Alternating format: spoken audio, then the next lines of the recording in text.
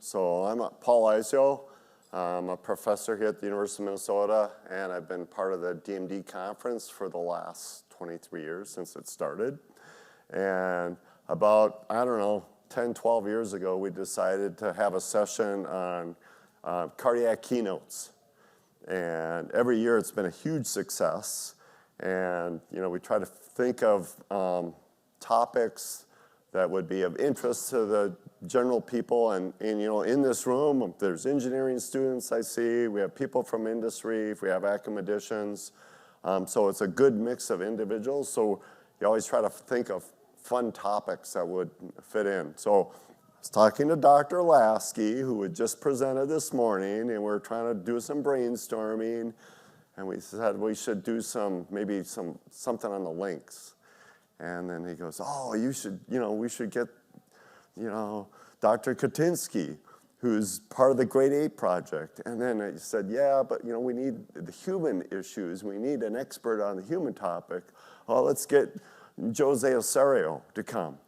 And so then, that's your wish list, right, to get those two to come. And, your chances of getting two high-level keynote speakers like that in the same room to come to the same conference to Minnesota is like, okay, that's a big, big wish. But it came true. They're both here today, and they're both going to share what they're working on. And I'm not going to read their resumes because it doesn't even do them justice. They sent us a really nice bio. I looked at it on my phone. You can pull up your phone if you want to see their bios. Two really high-level cardiac electrophysiologists, very knowledgeable, and they've both been to the Visible Heart Lab, so I got to get to know them a little bit.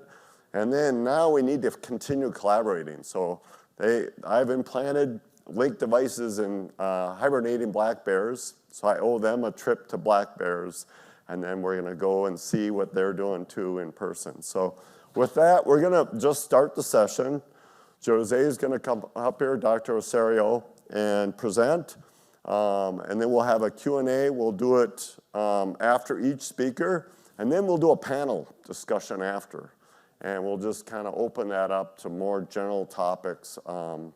It could be just anything in cardiac electrophysiology, because I know these two could handle any kind of question there. So with that, Jose.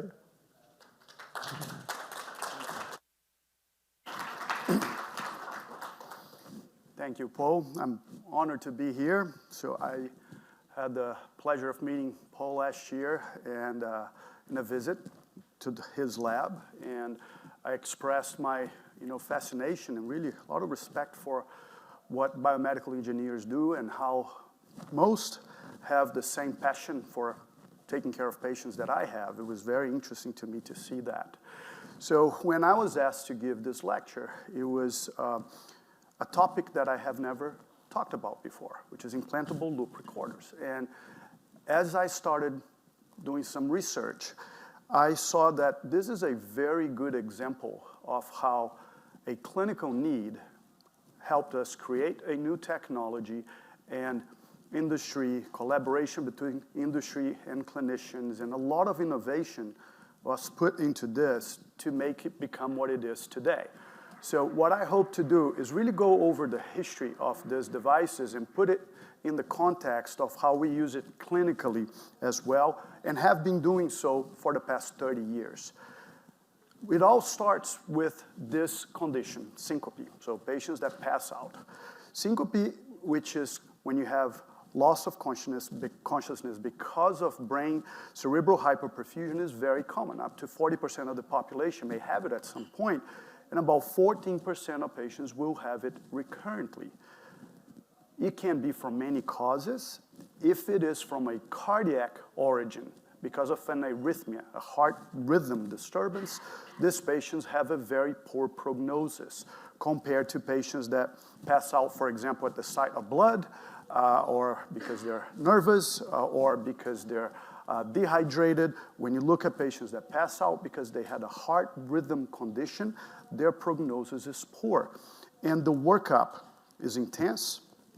And It starts at the emergency room typically with just history and physical, where you can understand what was the cause for many patients, and then we do an EKG, an echocardiogram to look at the heart function, see if there's any structural heart disease, an exercise stress test used commonly, and then an ischemic evaluation. And for many patients, we still don't have a diagnosis at that point. And for many years, what was considered a gold standard at that point was an electrophysiologic study. What is that? This is an invasive procedure where we put different diagnostic catheters in the heart to essentially understand the electrical signals, the electrical system of the heart. In this example, you see a catheter in the high right atrium. You're going to measure supposedly the sinus node activity. You have a catheter measuring the His bundle activity, and a catheter in the right ventricle and in the coronary sinus. And these are the electrograms that we have. And with this, we can tell, for example, if there is what we call infrahisian conduction disturbances, which could lead to life-threatening conduction problems, and then choose how to treat the patients. But the problem is, even with what was perceived to be the gold standard for these patients with recurrent syncope, about 20 to 70% of patients still left these procedures without a diagnosis. And recurrent syncope is something that is life-altering for patients. They can't drive, they may hurt themselves, they can hurt others if they're driving. So a group of physicians from Canada started having a keen interest on this, and in the early 90s, you have this first publication where they got a Medtronic pacemaker and adapted it to become a loop recorder. So this is the first implantable loop recorder. In their publication, I think it was 15 patients that had a complete workup, and up until that point, did not have the cause of syncope explained. They did not have a diagnosis. So let's go through some examples. So this is a really great example of someone that we don't think had any conduction problems with the studies that they had undergone. But with monitoring, you see in this example, this is a P wave, so sinus node activity. You have a QRS, so there's normal conduction, and then you have a P wave without any QRS. So this is atrioventricular block. There are patients that have paroxysmal AV block. They may have an episode of syncope today, and the next one may be 2 years from now. This is a life-threatening condition. So this device now gives us a chance to diagnose, understand, and put these patients in treatment. Another great example of someone with paroxysmal episodes of VT. And yet another example of sinus arrest, where the sinus node just stops working and the patient will pass out. This is also potentially life-threatening. The most impressive thing about this initial study, if you just see their results and conclusion, is that a diagnosis is obtained in every patient with recurrent syncope, sinus arrest in 5, AV block in 2, VT, supraventricular tachycardia, and successful therapy was implemented in all 15 patients. So this is fantastic collaboration between clinicians and industry to create a device that literally altered the life of patients from that day forward. And in 1998, Medtronic had the first commercial implantable loop recorder called the Reveal. It was smaller than a pacemaker, but it's still a device that the implantation was similar to the surgical techniques we do when we're doing a pacemaker implantation. It's still done in an operating room or an electrophysiology laboratory. Other companies followed, but late, about 10, 15 years later, many other devices have reached the market, and Medtronic has continued to innovate their device with now a much smaller device compared to the initial one that was commercially released. So it didn't take long for implantable loop recorders to make into our guidelines. So now all guidelines for evaluation of syncope will have implantable loop recorders as a pathway for those that have infrequent episodes of syncope that has not been diagnosed up until that point. So a great example of a life-altering technology, seemingly simple, that a lot of innovation has gone through and collaboration from the onset, and now you will see how the history continued for this technology. I said that in 1998, it was the first commercial device. An editorial in 2001 already called for this a gold standard in the diagnosis of syncope. And about 20 years later, there's an ESC journal, there is this article that talks about 25 years of research on syncope. About 10-15% of all the articles published were on implantable loop recorders. So look at how much science has been created on this device. And now an entire ecosystem exists because of this device that was created. The device, there's been a lot of innovation with the miniaturization of the device. This is the initial device compared to the most recent one that has a battery that lasts about 3 years. The devices now have what we call a remote monitoring system, where the devices will connect to what's called a CareLink monitor or cell phone based. And this information in the device is sent to us clinicians, and either as an alert, so the next morning I can get to the clinic, there's an alert, or as a summary every 30 to 90 days, depending on how you set it up. And initially, patients had to go to the clinic. They had to go every 30 days, every 90 days, depending on the diagnosis. So that innovation hasn't stopped, as I said, and has not only improved the life for the patients, but also the logistics, the not needing to go to clinic as often. And now look at how we implant these devices. Today, the implantation of these devices take probably 10 minutes to prep and about 30 seconds to do it. You use a stylet designed for it to make the incision, and it has a plunger.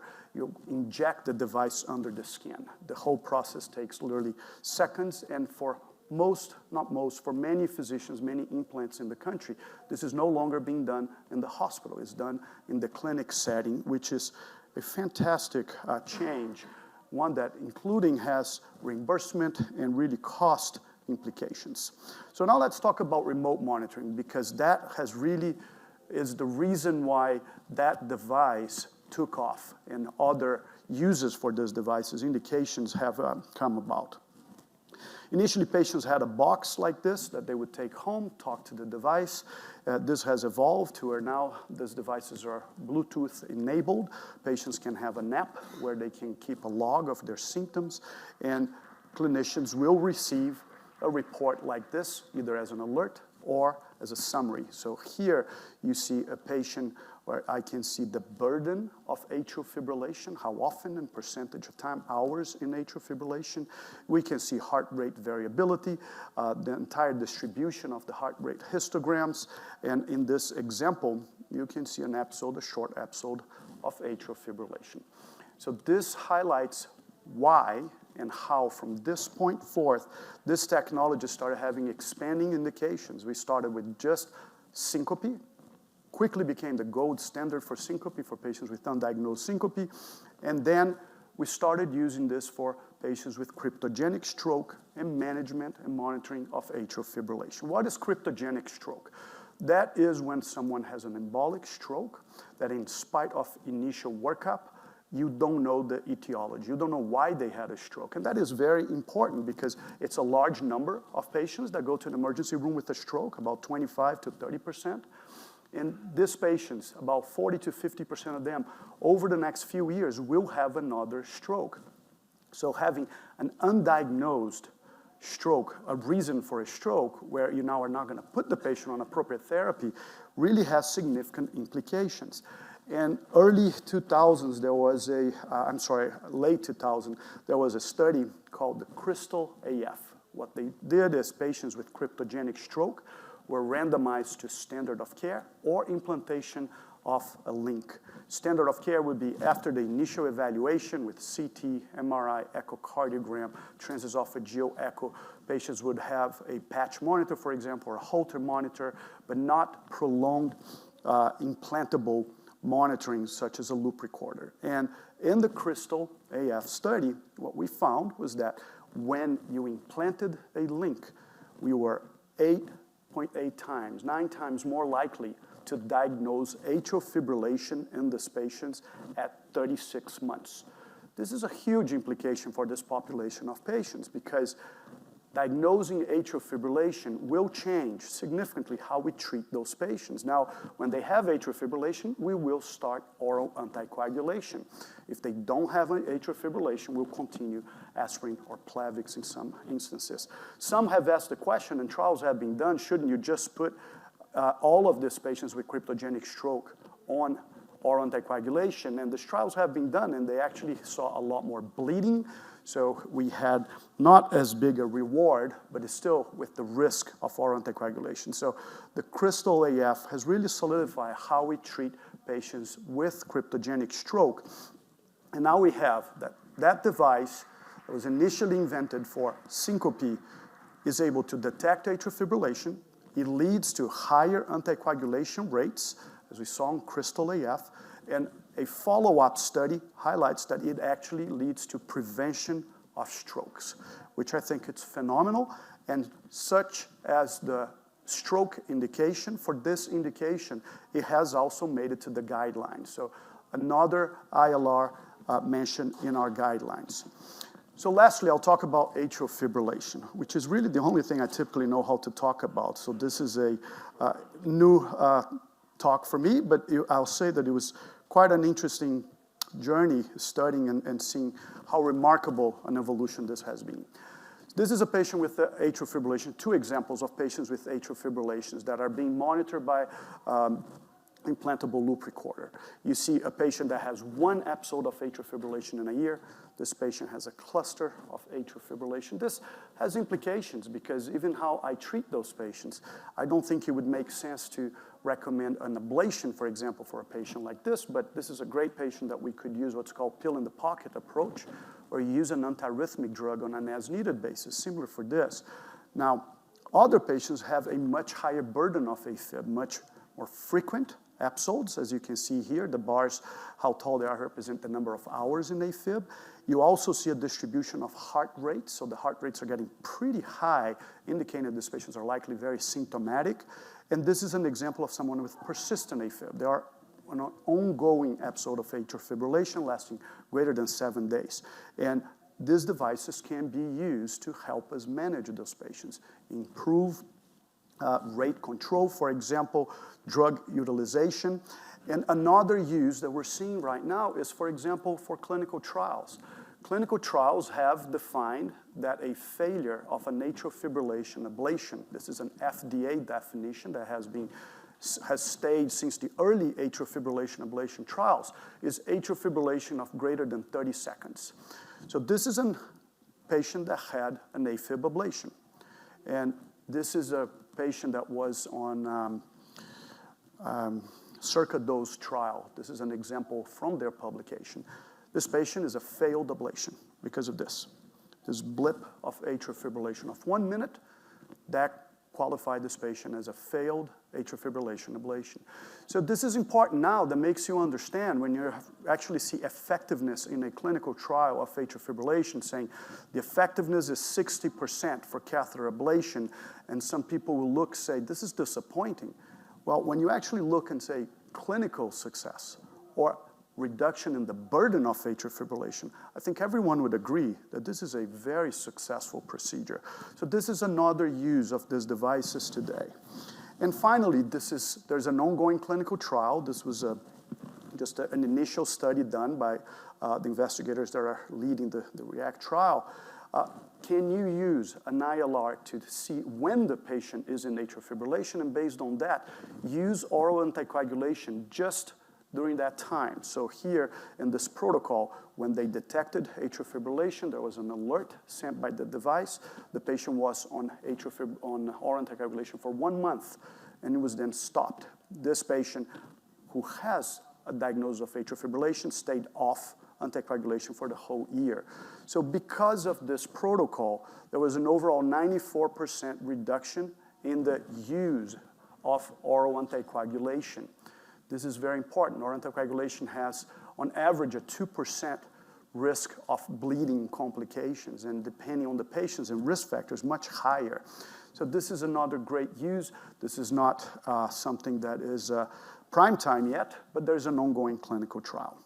So the innovation hasn't stopped with all of what we have discussed, particularly remote monitoring, we have seen data overload. It's a lot of information.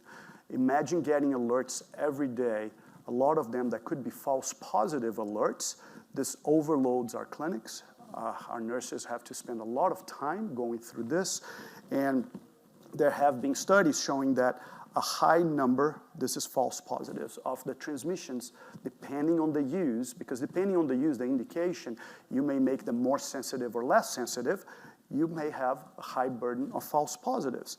So Medtronic has now created an algorithm called AccuRhythm, which is using AI to go through these transmissions before, while it's still in their cloud, before it gets to the clinicians, to see if it's a false positive, and if it is, doesn't send it to clinicians. And very interestingly, on the pause algorithm, which is one of the aspects that you see a lot of false positives, there was an 80% reduction of false alerts while maintaining true alerts quite well. And for atrial fibrillation, 90% reduction of false alerts with really maintenance of the true alerts, which is fantastic. So I think this highlights how we not just continue to make the device better, the device is smaller, the ease of implantation a lot better for the patients and for the clinicians, but now we're using artificial intelligence to improve the diagnostic capabilities of this device. So I'd like to summarize by saying that I think the story of the implantable loop recorders, as much as I really wasn't expecting to find this as I started this journey of preparing for this presentation, is a very interesting one when you're considering, designing medical devices and everything that goes along with it, the team, the collaboration between clinicians and engineers and scientists. This is a story that starts because of a clinical need, which was recurrent syncope patients. Someone started making changes to a Medtronic pacemaker. That's how it all started. Years later, there's an approved device that it didn't take long for it to have a guideline-based recommendation. And then when it was commercially available, clinicians started using it in many other ways, first to diagnose and understand cryptogenic strokes. And then when we started using for monitoring atrial fibrillation, really the therapy has exploded. It took off. Lots of other companies followed suit and created their own devices. And now we continue to innovate by seeing easier implant techniques and using artificial intelligence to improve the diagnostic accuracy of the device. Thank you.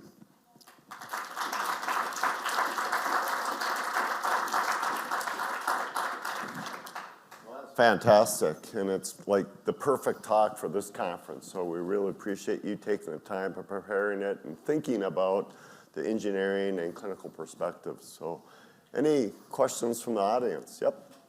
Yeah, so given the necessity for a timely response for an AFib patient, how does the artificial intelligence accurately and rapidly determine what is a false response? Or what is a false positive and what is actual signs for AFib? This algorithm has not changed the speed at which we get reports, okay? So that is not changed.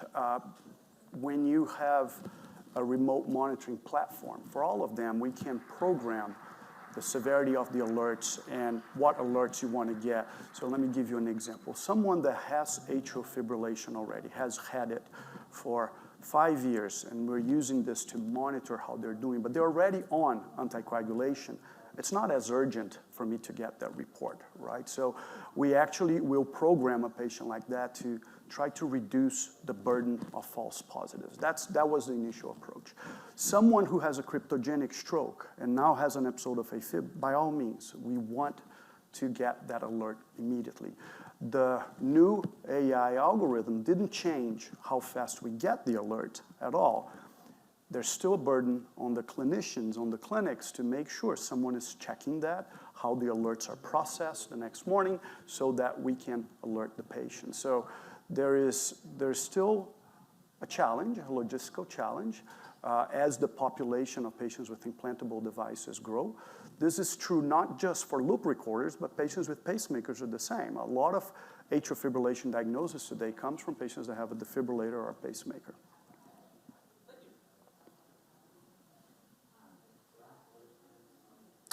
A lot of hands up. This is awesome. Right. Maybe a follow-up question, like the pill in the pocket idea. What will it take for you as a clinician to kind of, what kind of patients would be candidates for that sort of treatment, and what kind of evidence would you have to see to go to something that would put the burden on the patient to take a pill? So this is a topic. There was probably a 4-hour session at the last meeting. So, but the summary is this is evolving. We know that when you're treating everybody, just a blanket statement, you have atrial fibrillation, you have a CHA2 vascular trigger, everybody gets oral anticoagulation. We know that we are over-treating. And a lot of times we end up under-treating because patients stop because they're not going to take the medications every day. So what is the data needed? There is an ongoing clinical trial right now where patients are using it on a as-needed basis.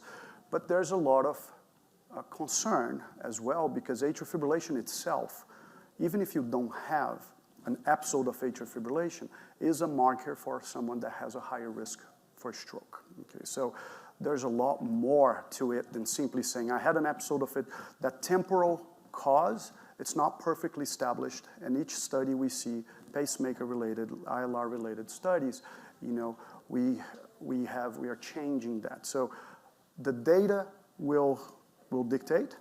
I suspect that particularly for the lower mid-risk patients, we should be a lot more comfortable with it. Someone that has a CHA2 VASC of 3, but the blood pressure is well controlled and is compliant, is using the device well, has a method of monitoring, maybe an ILR, or even studies now that are using wearables, maybe someone I would be, as a clinician, my personal opinion, comfortable with doing, depending on the results of the trial. Now, someone who's had 2 strokes, has diabetes, is 85 years old, someone that has a perceived risk for another stroke that is very high, I would not go that direction. Personal opinion, there's still jury's out for this. On the same note, could you speak to the timeline of when a person gets an alert and then they take the oral anticoagulant, and then how long that takes to take effect, and then what are the risks in that timeline? Yeah.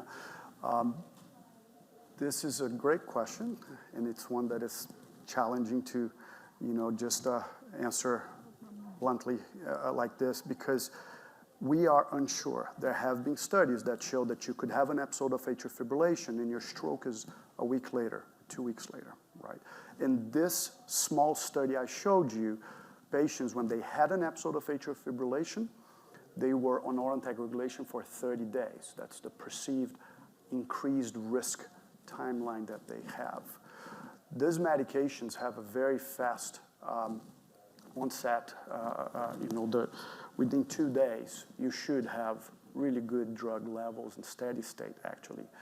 So I don't think this will be perfect. This will probably help patients more because we are not giving anticoagulation to those that have a very low likelihood of having a stroke, then because we are reinserting, it will be a risk-reward ratio in the end. But it is really impressive when you see preliminary data saying that there's a 90+% reduction of time on oral anticoagulation. If you go to an emergency room, a lot of patients come to emergency rooms because of bleeding due to oral anticoagulation. So I think that using technology will do 2 things. One is the question you're asking, we're going to understand it better. And there's a lot of studies right now looking at just that. And then decide what to do with anticoagulation. Thank you. Hello, my name is Andrew. I represent the clinical trials office here at M-Health Fairview. We do cardiology trials at 3 largest ones, including here at the university. And we're doing a loop recorder study right now. But one of our biggest groups only does wearable device studies. And we've seen some fabulous results with more and more devices really having some great results in the detection of AFib, commercial products. Where do you really see sort of the blending of these commercial products in your clinical practice?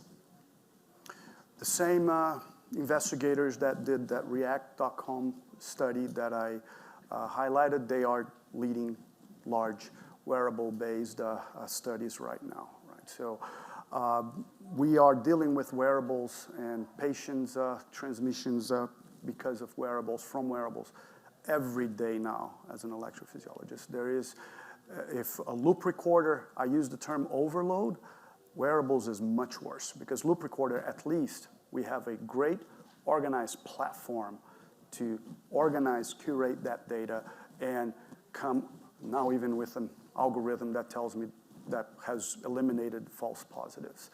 With devices such as Apple Watch, cardiac devices, sometimes it's a challenge because you have patients that are sending 2-3 transmissions a day to my office, and this is happening more and more. So we need better integration into our EMR or assimilation into the same platforms that we use for our remote monitoring, and this is happening slowly, but it's there's still even the medical legal aspect of it. It's a challenge.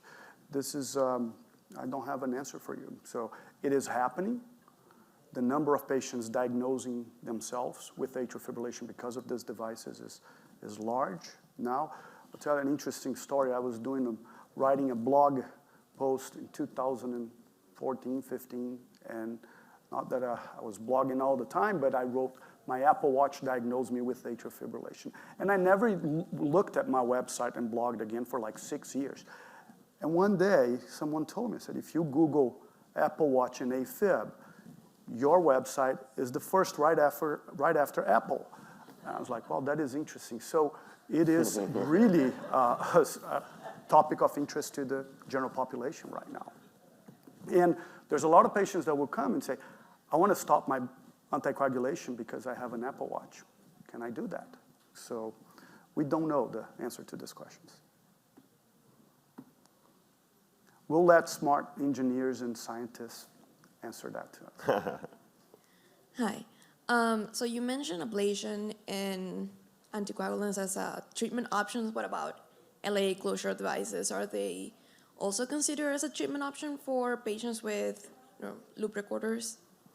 Absolutely. So left atrial appendage closure is an alternative to oral anticoagulation. Someone has a high risk for stroke, and they are not candidates for long-term oral anticoagulation, loosely defined. That's the reality. Some of it is because patients don't want, some it's because they've bled, some it's because they have a high risk of bleeding. So left atrial appendage closure is a good alternative. There's large trials that in final stages now with 2,000+ patients that we'll see if this is a good primary way to reduce the stroke. So if it's a primary way to reduce strokes, we don't know yet. We will know soon. In terms of how that interplays with the loop recorder, I haven't seen data looking at that specific, because first we have to answer the question, can you use the loop recorder to diagnose AFib and then use oral anticoagulation as needed? And if that proves to be true, maybe we'll reduce the number of patients that we need to recommend left atrial appendage closure, for example.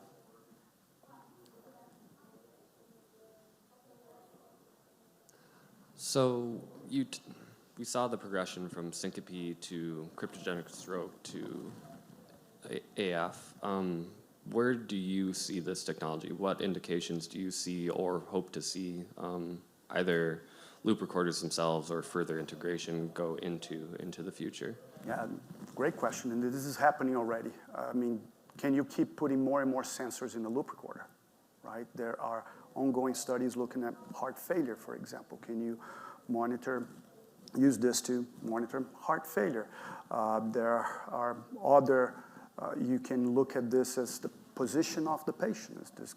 Can this be an alert that someone had a fall? So there are many ways that these devices could be used, because now you have something implantable, very easy to implant, battery that is 3 years. What that also does is it's not a device that you put once and all the patient is going to have that same technology that may be obsolete 20 years later, right? So if it proves to be cost effective and useful for the patient, 3 years from now we may have a better technology that we could switch and implant on the patient. So I think I hope one of the first things we're going to see is going to be monitoring of heart failure patients.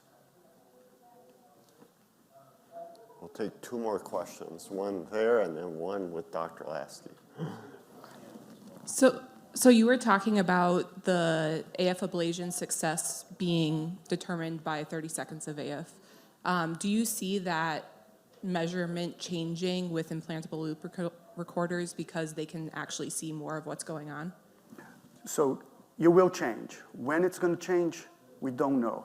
The circuit dose was the best study ever done because not only they use implantable loop recorder as the primary endpoint, but they also had these patients have 24-hour Holter monitors, 14-day events. So you have really good comparison of what the success rate of, let's say, 55% for that study would be if you were just doing 24-hour Holter monitors at 3, 6, and 12 months, and that would be 85% plus, right? So you have these different comparisons, and so the idea that we should go towards burden of atrial fibrillation as an endpoint, and particularly when now we have data showing that after you've had more than, I may be wrong, I think it's 6 minutes of AFib is when you start having more symptomatic episodes, and can you use that 6 minute as a cutoff?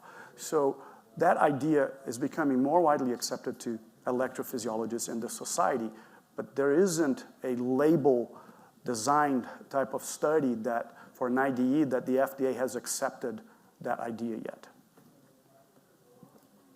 All right. Fantastic talk, Jose.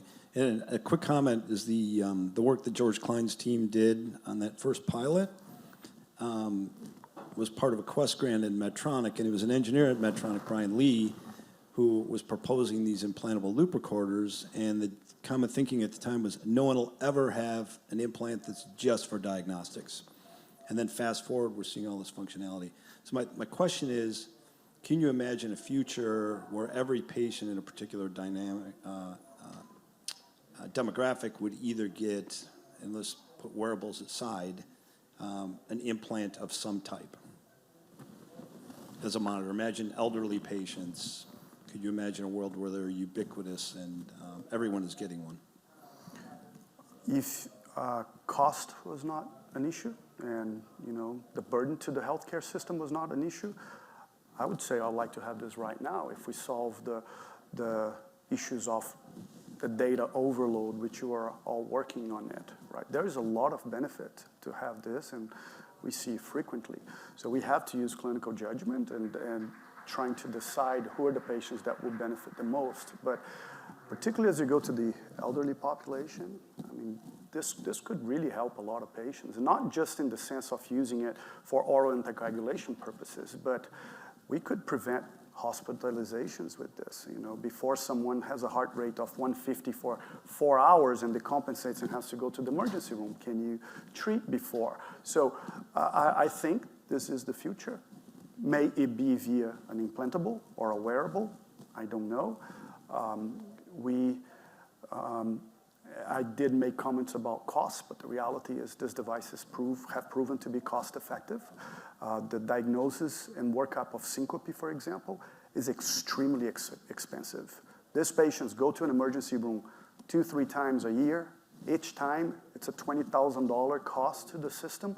So it is a very expensive diagnosis. So to put an implantable device that you may say, well, this is $3,000-$4,000, it is actually cost effective for Medicare. So when you look at holistically the life cycle of that patient, those devices are cost effective now. But to say we're going to put on everyone, you're going to have to do a really big study for us to prove that. Implanting them in ourselves, just so we can have real-time monitoring. Well, Dr. Osorio, that was phenomenal. Let's thank him again. And we'll invite Dr. Katinsky up to the podium. I have a confession to make. I really wanted to be a veterinarian. I'm an electrophysiologist like Jose, and I did my training. I was a fellow in the year 2000 or 1999, and I was locked in a dark echo room, and the phone rang, and I was learning how to read echocardiograms, and the phone rang, and so I answered the phone. This is at University of Colorado, and the person on the other side of the phone said, "Hi, this is the secretary at the Denver Zoo, and we need somebody to come to the Denver Zoo and do echocardiograms on our apes." And I was like, somebody watching me? This is crazy. And it turns out that at that time, in the year 2000, the SSP, which is the guiding kind of, the guiding system for the zoos, had said that, well, zoos need to look closely into heart disease in great apes because great apes drop dead. And they find out that at that time that it was from heart disease, right? So they said, every time you immobilize a gorilla or an orangutan or a chimpanzee or a bonobo, we need to check their hearts. They make this grand statement, and veterinarians are not trained in primate physiology. They are trained in chickens and cows and horses and pigs. And sometimes amphibians, but really they don't know anything about primates. The only people who know about primates are other primates. And so that's why they reached out to us at the University of Colorado. And I said, heck yeah, I will be there. How do I do this? And they said, well, you have to call the company that does your echoes, because we can only do transesophageal echoes. So if anybody knows what a transesophageal echo is, it's similar to an endoscopy. They put you to sleep, they intubate your esophagus, and get pictures of the heart that way, because at that time, that was the only way they thought that they could see inside a gorilla, right? A 600-pound gorilla, how are you gonna see what's going on? And so at that time, in the year 2000, echocardiograms were machines that were about like an ATM machine, about the size of an ATM machine. And so GE or Philips would bring their medical van with their echocardiogram machine, their TEE machine, and they would give us the probe, and they would immobilize a gorilla. So they would shoot a gorilla, because at that time they didn't do hand injections. And they would shoot the gorilla would drop down, they would rush in there while the gorilla was not breathing from the anesthesia. They would intubate the gorilla. They would get 6 people to pick up the gorilla, put him on a gurney, take him to the hospital. We would intubate the gorilla with a TEE and get our images. So the very first case that we did, his name was Kundu. I went to the vet at the Denver Zoo, and I said, okay, so his heart to me looks really thick. Where is your textbook? So I can look at what normals are, so I can tell you what to do about this. And he said, oh, we don't have a textbook. And I said, well, how do you know what normal is? And he said, well, we don't know what normal is. And I said, well, I don't know what normal is in a gorilla. And he said, well, what do you think? And I said, I'm a second-year cardiology fellow. I don't think much. I'm told what to think. So I thought, well, that's really strange, and left, and didn't feel like I was really helpful. Like, it was an amazing day for me, but I didn't feel like I helped the gorilla or the zoo or anybody other than myself, because it was a great day. I called my mom, I remember, on the way home from the zoo, and I said, every minute of every fellowship night, staying up all night, every residency, staying up all night, studying all night for med school, was worth it for that 1 hour of being with the gorilla. So I don't know if that's how you guys feel with the bears, but it was amazing. So I was sort of hooked.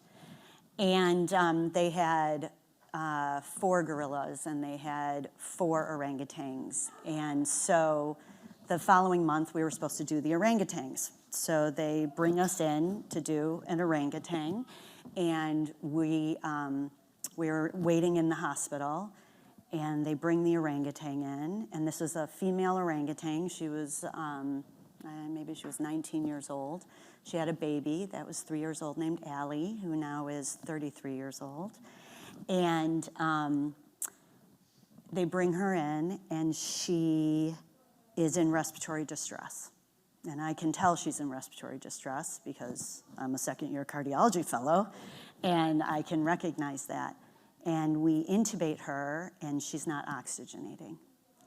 And we look at her heart, and her heart seems to be fine, and they can't get her oxygen up. And it turns out that when you anesthetize an orangutan, they can have something called positive pressure pulmonary edema. And she showed up by the time she got to the hospital, she was in heart failure, essentially volume overload. And we treated her very aggressively and tried to keep her alive for 24 hours in the hospital, the veterinary hospital. And then they said, we got to put her back in her enclosure. We don't have resources to keep an orangutan alive around the clock. So they got her as dried out as they could, and they put her back in her enclosure, and then she died in front of her daughter.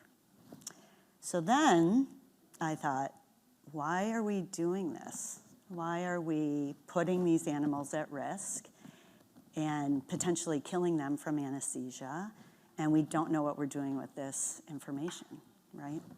So I put my research cap on because I had 6 months left of my general cardiology fellowship, and I thought, this is a good research project. And I looked into data in great apes and heart disease, and it turned out there was a paper written on aortic dissection, and because that's what they thought all the gorillas died from, was aortic dissection. It was the gold standard article. It was written on 5 gorillas, 5 TEs that were done on gorillas, and that's what everybody was using to say that this is the big problem in gorillas. I called the person that wrote the article, and she became my partner in the Great Ape Heart Project, and that was 20 years ago. So that's how I got here today, and implantable monitors will come, but I'm going to tell you a little bit about the Great Ape Heart Project, because as I was working out this morning, I thought, why am I here at a device-based conference talking about apes? And I realized that it's really about collaboration, and what I love about what I get to do in EP and with the gorillas is to collaborate. And another great day was going to see Paul's lab and working with engineers and seeing the look in an engineer's eyes when I say to them, well, clinically that doesn't work. What I do in the lab is this. And then they go, oh wow, and being able to take people from different disciplines and build something is really incredible. And so that's what this project is, right? We take veterinarians who are not trained in primate physiology. We take cardiologists who are trained in primate physiology. We've had pathologists. We've had device people. And it's been an incredible experience. So this is the Great Ape Heart Project, which started as the Gorilla Heart Project in the year 2004, and now is a $1 million funded, internationally funded project looking at great apes and cardiovascular health. And we have pathologists and cardiologists and echosonographers and veterinarians and keepers and the SSP people and nutritionists. And now I think we can add industry with Medtronic has been overly generous, giving us grants to support the implantable loop recorders so that we can continue this work. So this is collaboration at its finest. So great apes, we are really closely related. You can see that whatever you do, don't call a gorilla an old world monkey or a macaque or anything like a monkey, because as you can see, we're obviously very different than monkeys. Monkeys do not have the same as much genetics as we do. The chimpanzees have 99.8% the same genetics as we do. Gorillas, also 99%, so really closely related to these animals. And you can see that on the inside of our bodies. So I will frequently take an echocardiogram from a gorilla and show it to one of my partners and say, what do you think of that? And they give me their diagnosis, and I'm like, that's a 400-pound gorilla. that is. And they're like, they had no idea. So you can't tell on an ultrasound if it's a human or a gorilla. These are our patients. So I left off chimpanzees. I don't like chimpanzees, they're really mean. But chimpanzees, what we're gonna talk about, chimpanzees and bonobos are very similar. Bonobos are pygmy chimpanzees. They are in the Republic of the Congo. They are critically endangered. There are only 80 in captivity in the United States, less than 30,000 worldwide. And with chimps, they are the closest genetically to humans. And they're really kind of ugly, but they're very smart. Gorillas, also critically endangered. There are less than 5,000 eastern gorillas and less than 300,000 western gorillas. There are about 310 captive gorillas in the United States right now. And I'm gonna do orangutans, which are the prettiest of all of the great apes. Also critically endangered, 6,500 Sumatran orangutans, and they are dying at an extremely fast rate. 30,000 Bornean orangutans and 800 of the Tapanuli orangutans. So almost none, right? And at this rate, they could be gone very quickly. African society eats them for food. A gorilla gives you a lot of meat, and so they poach these animals, they sell off their meat, and then they sell off the teeth, the hands for ashtrays for tens of thousands of dollars. And so the bushmeat trade, the poaching trades are incredible, and we are fighting that, all the time. So conservation efforts, zoos in the United States, even though zoos are not politically correct, the conservation that comes from zoos is way more than what you get at a zoo, right? They are the ones who are protecting and sending the money and doing all the conservation in Africa. These are our patients, okay? And the chimps. So this is the data that the SSP had that pushed them to make those recommendations in 1999. 44% of adult gorillas will die of cardiovascular disease.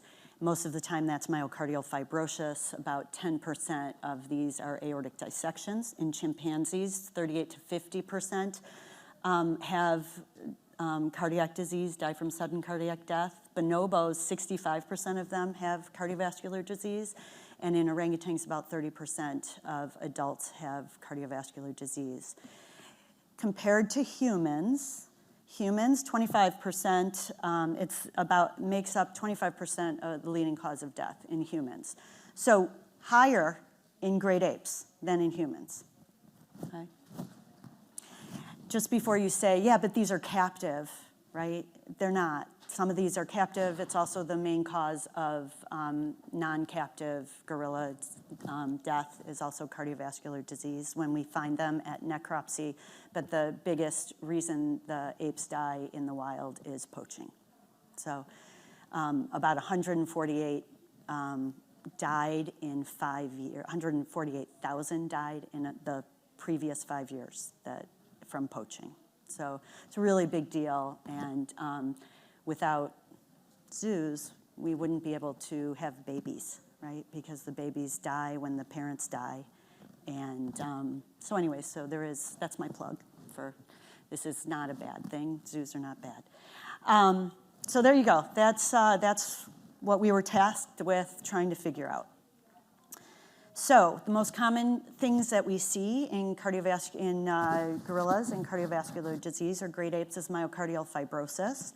What this is sort of like the way I would describe it as an engineer would be scar tissue in normal tissue. Okay, so let's say you have a sponge, a soft, really nice sponge, and you use it for a long time, and the sponge gets parts in it that are really hard.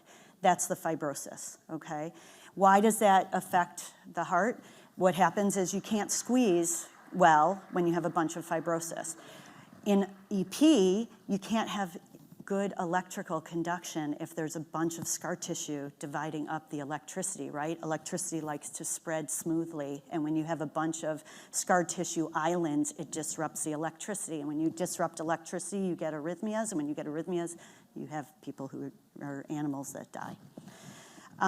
We see hypertrophic cardiomyopathy. We do see aortic dissections. A lot of times that's mostly in gorillas. That's probably from hypertension. And we see some arteriosclerosis, atherosclerosis, arrhythmias, valve disease, and infection. There's a lot of challenges when you are trying to evaluate a gorilla or an orangutan or a chimp. There's a lot of inconsistencies. We had a huge problem with vocabulary, and I'm not sure as an engineer if you have a problem with vocabulary when you communicate with a clinician, because you might say something and we may have like a blank look on our face and vice versa. But when the veterinarians and the pathologists and the human cardiologists, I mean, we're all humans, but the people who take care of humans, cardiologists, when we were trying to communicate, there were like different languages, right? We say autopsy, they say necropsy.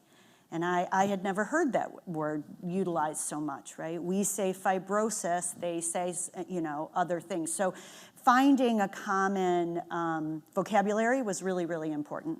Finding subject matter experts for them was very important, because as a veterinarian, even a cardiac veterinarian, you are trained in dogs and cats and sometimes horses, right? You are not trained in primates. And a primate heart is very different than a dog heart or a cat heart.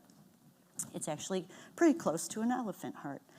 And then the most important thing, and this is where loop recorders become very important, is that the presentation of a gorilla or an ape is very different than a human. A human can say to you, my ankles are swollen, or I can't lay down at night, I can't breathe, or when I jump on my treadmill, I get short of breath or have chest pain. They can't say that, right? They can't give you symptoms. We found that some of the symptoms are that they just sit, right? They don't feel good, so they're not active. They grind their teeth. They make noises, like weird things that you wouldn't know unless you had a way to look inside them. And up until the year 2000, the only way to see inside an ape was when they were anesthetized, which I told you can be risky and they can die from that, or they were already dead. So all of the data that veterinarians had until the year 2000, except for that paper on 5 gorillas, was all on dead animals, right? So, lessons from the grave. Here are some pictures of, this is myocardial fibrosis. You can see that, let's see if I have there's my little pointer. So you can see here all of this should look like a clean brick building. All right, and you can see all of this fibrosis inside here, and you can like imagine that if you were a little bit of electricity trying to get through here, you could get caught up in all this, right? And that's where sudden cardiac death comes from. This is from a chimpanzee heart. Again, this is just a blow up of the same thing. So you can see here how everything, it looks like marbled beef, right? And all that marble is fat. In a heart, that's not so good. Here's a female gorilla who had left ventricular hypertrophy. And again, another thing that they see, also disruptive of the heart, causes heart failure, fibrosis, and arrhythmias. And you can see in here how thick this heart is. After seeing about 400 hearts, you realize that a gorilla heart is exactly like a human heart, or a chimp heart is exactly like a human heart. And this is not a normal heart. It's not normal for us, and therefore not normal for them. And arteriosclerosis. So they do get similar things that we get. One of the things that we did in the beginning was to prove that you don't need a TEE to see inside a heart, to see inside a gorilla's heart.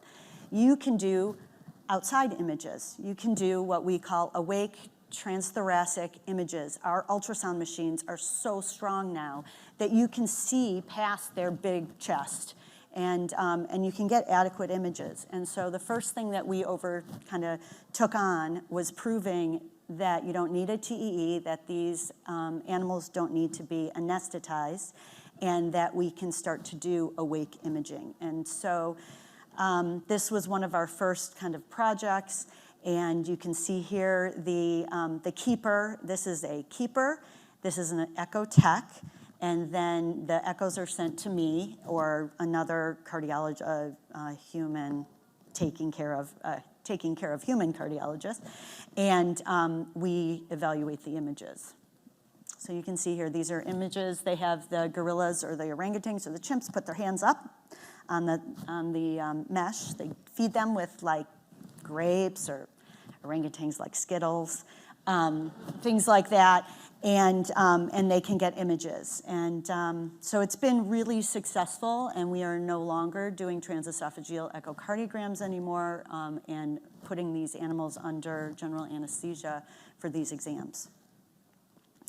How about blood pressure? We thought, originally, well, they must have just high blood pressure, right? They're dying of aortic dissections and they get left ventricular hypertrophy. It's got to be blood pressure. So one of the second things that we did was to figure out what their blood pressures were. And so what they did this is at University of Georgia, they worked with engineers to design what's called a tough cuff. And they have the gorilla or the animal put their arm out of the mesh, and they put the cuff here, and they can get blood pressures. We were able to correlate this with direct arterial blood pressures, and then we proved that you can also get it on a finger cuff, and that's just a picture of a chimp giving his finger, so we can check his blood pressure. Since that time, we have also shown that you can use a cardiomobile to do an ECG or get kind of like a telemetry tracing on them. So what we know is cardiovascular disease affects males more than females in the gorilla population. This is stuff that we learned kind of up until about 10 years ago when the Great Ape Heart Project was kind of starting to take off, and we started getting more funding for loop recorders, and this sort of helps us lay the groundwork for the loop recorders. We know that myocardial fibrosis is super prominent on necropsy, and that it's not just blood pressure. There's something else going on, and that fibrosis, as an electrophysiologist, when somebody tells me that there's fibrosis in a heart, the first thing that kind of sets off alarms in my mind is this patient's going to drop dead, right? And there's no warning to that. Structural remodeling resembles hypertension in human hearts, although we haven't shown that they have severe hypertension, except for silverbacks who are kind of watching their people all the time, right? They're always on high alert. And so I was very interested to hear Amy talk about the implantable blood pressure monitoring, because I think that could be really useful here. Again, kind of collaborating with human technology. We know that obesity is a significant risk factor, just like us. And we know that leptin and adipose tissue directly corresponds to heart disease in these animals, and that's all work that we did as part of the Great Ape Heart Project. And that, most importantly, their hearts are 4-chamber primate hearts, just like ours. And so when we established all this, we've been trying to get everybody comfortable that we have cardiologists kind of helping take care of veterinary patients, right? So there's this collaboration again. So why use an implantable loop recorder? I mean, the most important thing is they can't give us information. They can't tell us what their symptoms are. They can't communicate. They don't experience things the same way we do. They don't probably feel pain the same way we do. Like, I have arthritis in my knee. I complain to my husband every day about my knee. They probably don't do that. They just go ahead with their lives. They modify and continue because they can't complain. And we need a way to communicate. We want to look at heart rate variability, heart rate trends, arrhythmia monitoring, and hopefully one day impedance monitoring. to help with heart failure. We started with a trial of just implanting 10 implantable reveals. These were reveals, and we implanted them in gorillas and chimpanzees just to prove that we could get data and that it was useful data and usable data. And so we put loop recorders, these were the reveals, those big ones in, and we found the Detroit males were less active in the winter as opposed to the ones in Georgia were active all year, which I thought that was really sad. Then some of the gorillas had low heart rate variability, right? And so we know as clinicians that sometimes heart rate variability can predict heart failure episodes. And so subsequently, Anaka has developed a hypertrophic cardiomyopathy. Congo is still doing well, but kind of put those animals on high alert for us. Pende was having episodes of supraventricular tachycardia pretty frequently. His heart rate would go to 250 beats a minute, and we started him on a beta blocker, and those went away.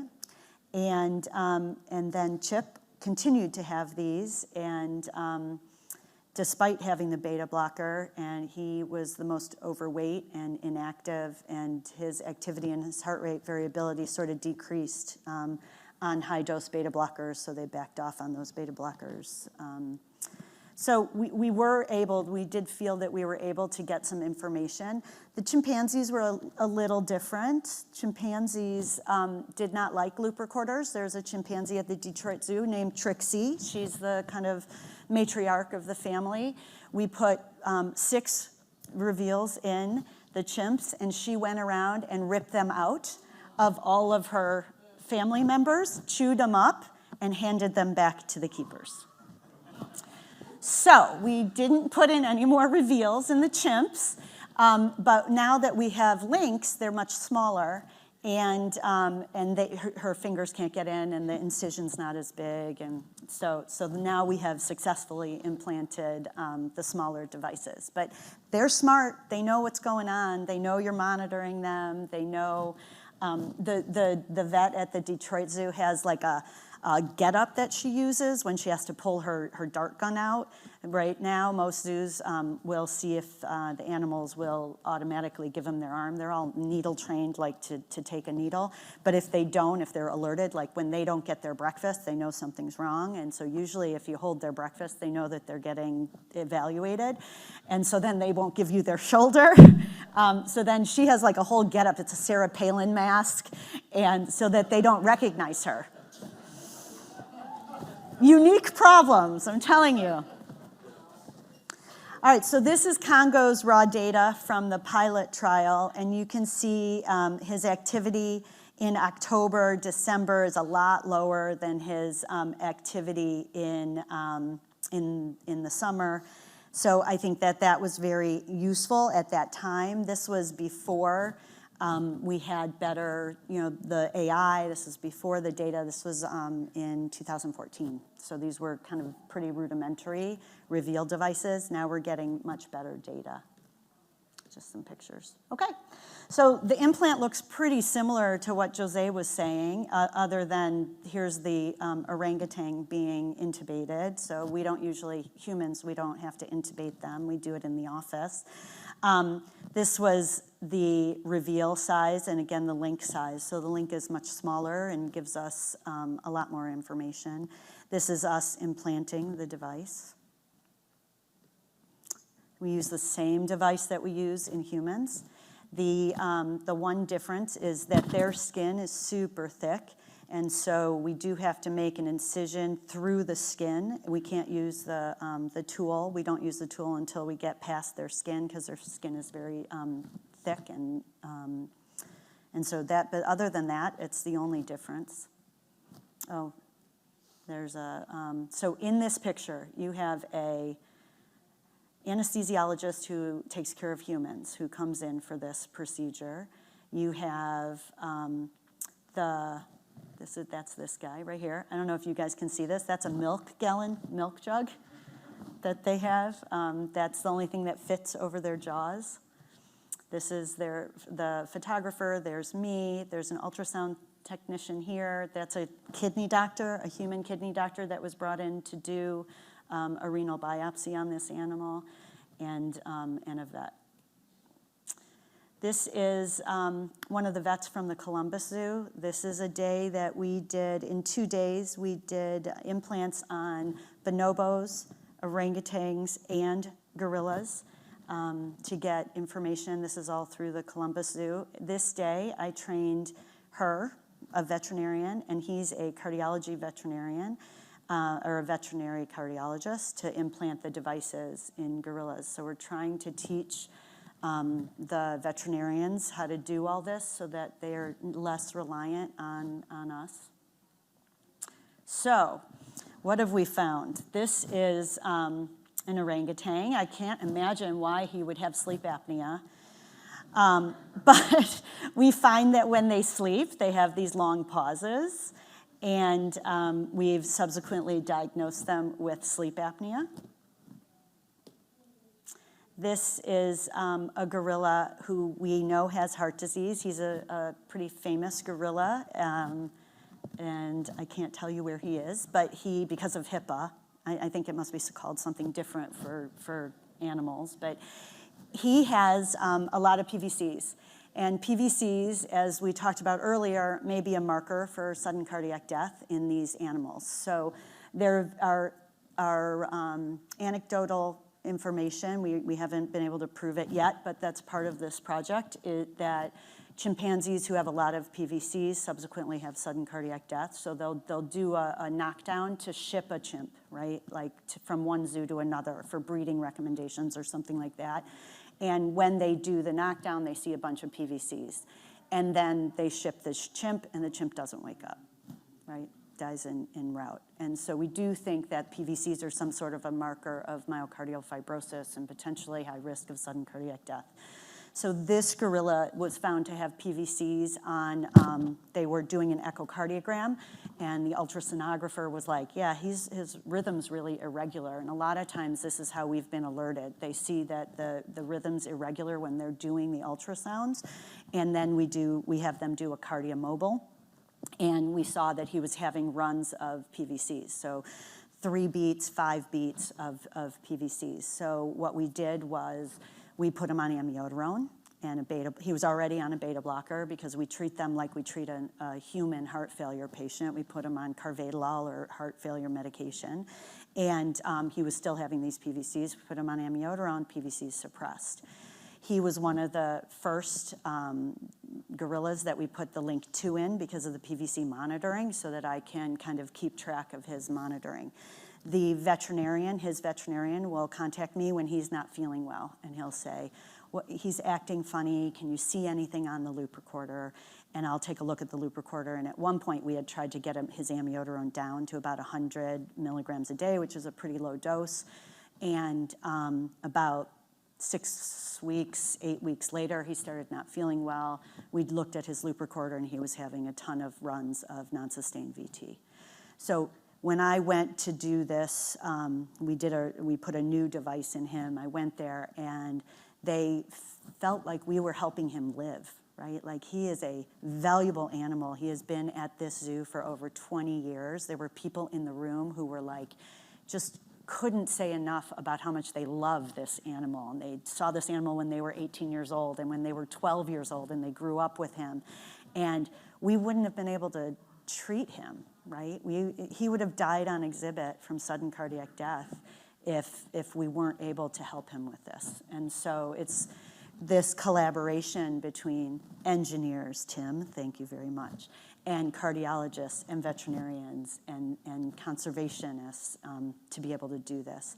This just, one of the ways I like to use this is to be able to watch their heart rates. So in an animal who has heart failure, we want to slow their heart rates down. We know that the heart works more efficiently at 60 to 80 than it does at 110, 120. And so if you look here, before we start the beta blocker, their average heart rates are probably in the 90s, but frequently over 100. We start beta blocker, and their goal heart rate then becomes under 80, and we have now instances where, like, in the 60s and the 50s, really. So we know that we're adequately treating these gorillas. Again, Somebody says, what dose do I aim for? And I'm like, I don't know, because it's a gorilla. It's not a human, right? But now I know what dose to aim for. You aim for the dose that brings their heart rate down. Here's another pause, right? Again, happened in the middle of the night, probably related to sleep apnea. There's nothing we can do about this. It's just more knowing kind of what they're going through. This is AFib. So I'm so happy that Jose showed you guys the tracings, because this is an orangutan who had a stroke. And we ended up putting a loop recorder in her, and she was having AFib. Can we treat her with anticoagulation?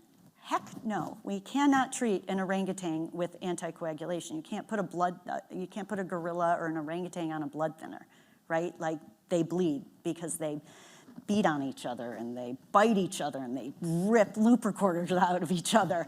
So you can't do that. But what you can do is you can suppress their atrial fibrillation so they're not having any.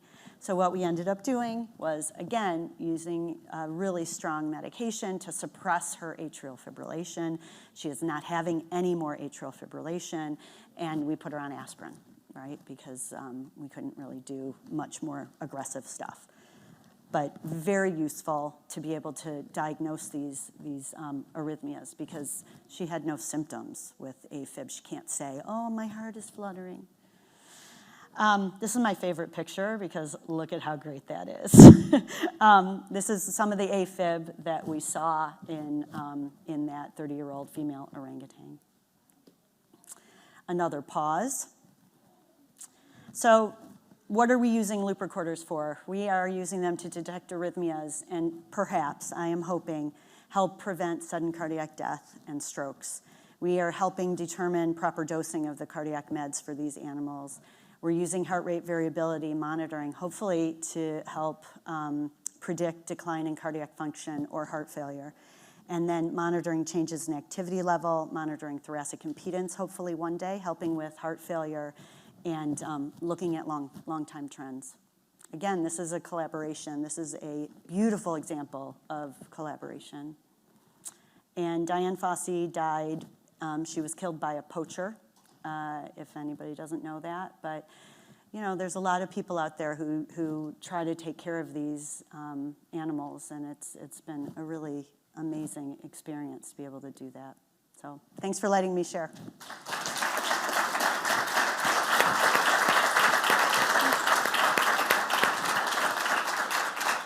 That was really great. Two amazing talks, and I know we're going to have a lot of questions, but I've got the mic, so I can ask the first one.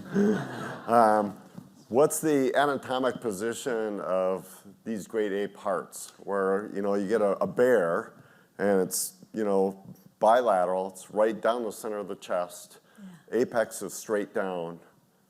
So the only chimps, bonobos, gorillas, exactly the same as ours. So sort of like to the left, a little bit to the left.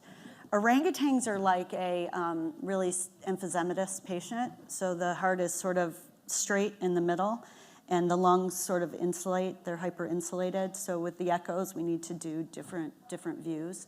But otherwise, pretty similar to ours. Okay, great. Yeah. Yes.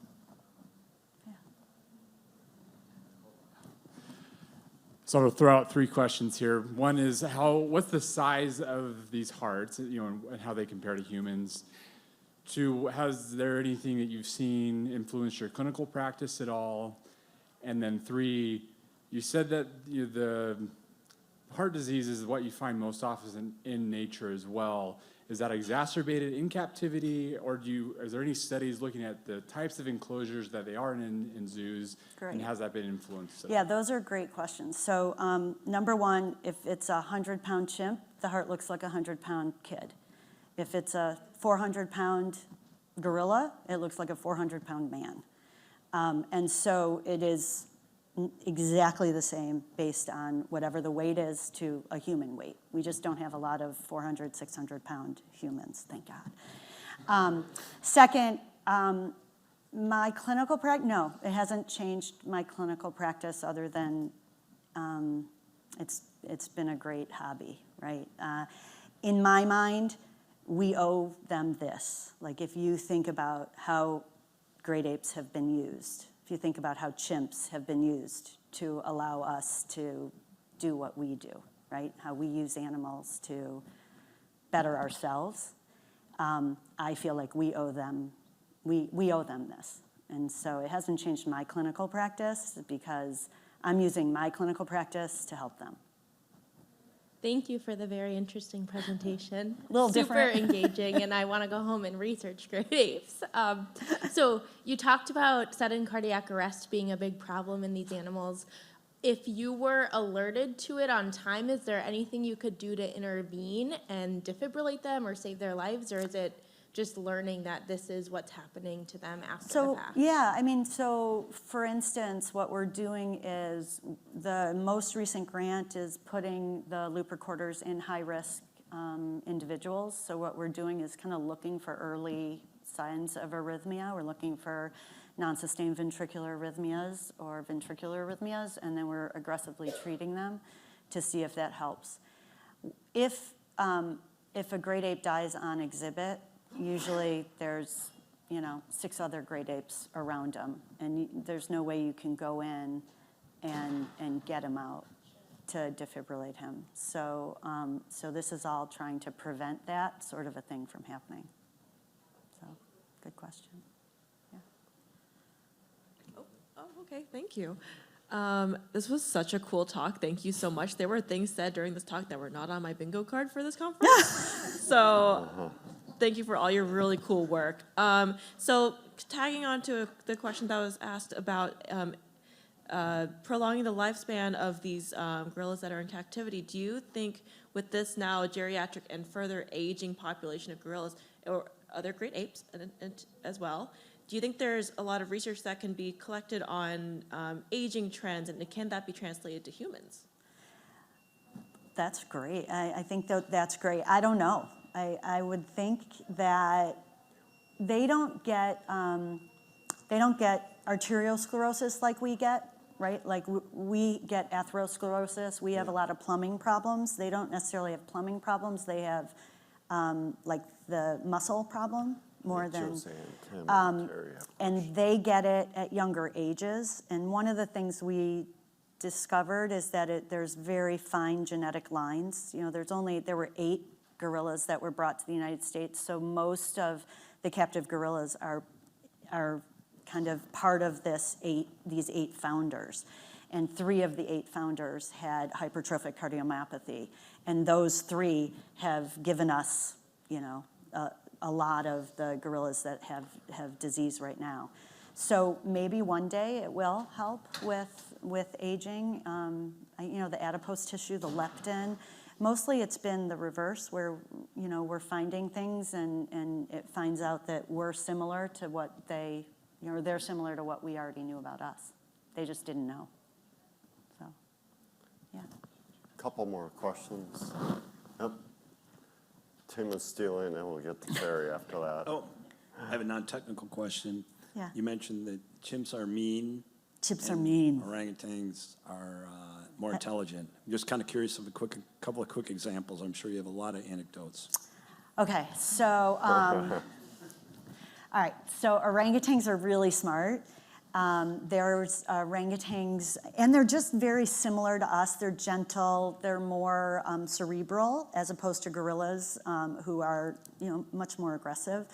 Orangutans at the orangutan at the Denver Zoo before she died, they would do bubble baths for her, and she used to love to sit in the bubble bath, and they would give her magazines. Now this is, they would give her magazines, and she would open, as part of enrichment, she would open the perfume part of the magazine and smell it and put it on herself. I mean, that's so human, right? Trixie, I talked about Trixie. Gorillas are very aggressive. They're very smart. So I was in Atlanta, and we were just establishing all the transthoracic imaging, and they had built this great kind of enclosure that was on display. And they have a huge, huge enclosure for their gorillas, and it's a big hill. And this was at the bottom of the hill, and there's a big glass kind of place for all the people to watch. And the keepers would go into the enclosure, and they would do the echoes while everybody could kind of watch. So Haley, my partner, was like, I want you to go see this. So previously, the day before, we had immobilized the big guy, what is it, Taz, and for 500 pounds. And she said to me, he can't see me when he wakes up because he'll remember me. They hate the vets. The gorillas hate the vets, right? Because they're the ones who immobilize them. They're the ones who give them the medicine. They're the ones who cause them pain. They hate the vets. So the vets are very protective with when they see them. So she's like, I can't go see him. But to be honest, the best time to see a gorilla is when they're waking up from anesthesia because you can interact with them because they're so drunk. They're sort of like, oh, and you can feed them, like a little bit of juice, and they sort of are sweet. And so I was like, oh, let's go check on him. So we went and saw him. And so she did go in with me to see him. Then the next day, we were on exhibit. She's showing me this, the keepers doing this. And he sees her from at the top of the enclosure. You can see this on YouTube. He sees her on the top of the enclosure, and he starts pacing back and forth. And she sees him see her, and she's like, I'm going to excuse myself while you work with the keepers. So I'm working with the keepers. He's pacing, right? Then she sticks her, I didn't know this, she stuck her head around to see like what was taking me so long. And he saw her, and he charged the glass, and he shattered the bulletproof glass. Like, he remembered her from the day before under anesthesia and was pissed at her and did that. They're smart. And I have one more really fast one. Another orangutan story because they're the smartest. There's an orangutan at Atlanta who speaks sign language. And Haley, the same vet, was coming to introduce me to him.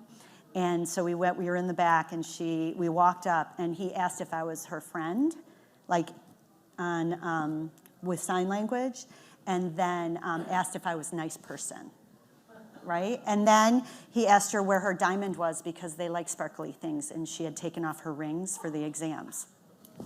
So that's anecdotes. We'll keep going here. Usually you say, my talk is keeping you from lunch. I'm now sorry. lunch is keeping us from these great stories. So we'll hear a couple more. Terry, you had a question, and then I want Jose to come back up here and also give some comments and thoughts of the whole session too, before we end. I don't know if I can top that question, though. So blood pressure, is it preserved? Yeah. Is it 120/80? Is that normal for? So immobilized blood pressures are not always accurate, right? And because we have anesthesia and there's no adrenaline kind of surging. So the awake blood pressures are the best that we have.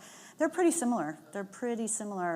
It's hard because in a 600-pound ape, what do they need, right? Do they need a higher blood pressure? But our goal is to keep them sort of 120s or kind of in that area. Our goal has been to keep them normal on our standards. And then on the therapy side, so if you have an ape that's got AF, and we've got good AF therapies, or we've got pacemakers that can be used to prolong the lives of some of these animals. Yeah. Where does the device therapies come in? So, Jose did his training at University of Alabama, where there was a gorilla at the Alabama Zoo who was in heart failure. We diagnosed him with a left bundle branch block. And the cardiologist and the team there put a biventricular device in him to help him. They spent 12 hours. They burnt out 2 fluoro tubes putting in this BiV device after they designed kind of like a table like that they could do it on. The gorilla did great for 6 months. The lead fell out. The gorilla went into heart failure. Then they put the lead back, another 6 hours, 8 hours, and the gorilla did fine for another couple years. The problem is resources, right? That's enormous amount of resources. And I felt lucky to be part of that because to be able to do something like that, you can't put a defibrillator in an animal that doesn't know that it's going to be shocked, and you don't know what's going to happen if they do get shocked, right? You could do ATP therapy on them maybe. You can't keep them still. So like, how do you keep a gorilla still after you do an implant? So there's an animal we were thinking about putting a micra in, and a bonobo, but we didn't know how long you'd have to keep him immobilized because of the groin, right? Because afterwards, how is a 23 French hole in his vein? How are you going to keep him? How long are you going to keep him immobilized? And then what happens if he gets up and pops that open on exhibit and he bleeds to death? And it's hard. There's a line between doing no harm and trying to help them as much as we can with what we have. But we think about all that kind of, and maybe in the future there'll be more options with leadless devices. So as Jose comes up here, one of the things is the link technology keeps advancing. You've got impedance, you've got triaccelerometers,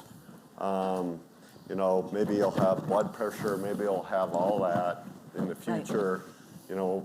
How do you see that's going to fit in both fields? Oh, I mean, for us it'd be amazing.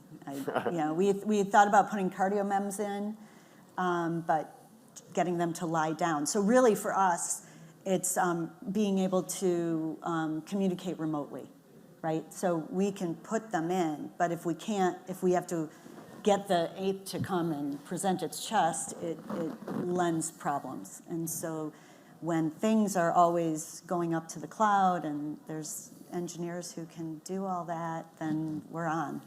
We're totally in on that. That would be great. I think in humans, there's no question that this is the future. It's happening. But as we have more data, we're still not great at using that data the right way. I mean, we still don't have a large part of the American population well treated for hypertension. Is more diagnosis, more diagnostic capability going to be the answer? I don't know. Maybe you can have clinics that physicians are not involved in using technology to do it. And so there's a lot of hope that technology will help, but the data overload is a problem. So you have to, one good thing that is happening is that healthcare is becoming less physician-centric, and physicians are no longer the gatekeeper for treatment. It's at patients' fingertips or their watches and wearables and things like that. So patients are becoming more involved. It's going beyond physicians, and this is great. And maybe there will be a positive trend, but it's still, you see technologies such as cardiomems and even a lot of the defibrillators that exist today, all of them have heart failure diagnostic capabilities, and we physicians don't use them as we could. So creating devices that do everything is just one aspect. There's still a lot more, and the healthcare system is failing patients every day because we don't know how. It needs to be actionable. Great answers. Again, thanks for both being here and making Tim and I's wish list possible. I feel like I'm Make-A-Wish right now, and you two showed up. And again, let's just give them a big round of applause.